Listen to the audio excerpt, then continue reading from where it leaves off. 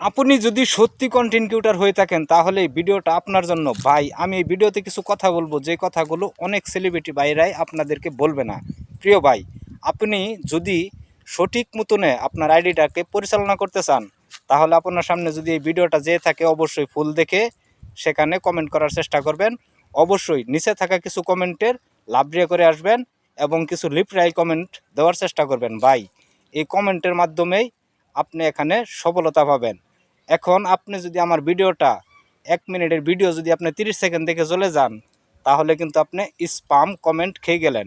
এইভাবে sperm comment করতে করতে করতে করতে ফেসবুক কিন্তু আপনার আইডিটাকে একদম ফ্রিজ অর্থাৎ জমিয়ে রাখে, আপনার আইডিটা কারো কাছে পাঠায় না। তাই আমি আপনাকে বলবো, যার ভিডিওই আপনি দেখেন না কেন সেটা ফুল দেখে সেখানে একটা কমেন্ট করবেন, নিচে থাকা কিছু কমেন্টে রিপ্লাই করার চেষ্টা করবেন। এতে করেই আপনার আইডিটা রিচ পাবে এবং আপনার আইডিটা ফরিওতে চলার সিস্টেম থাকবে।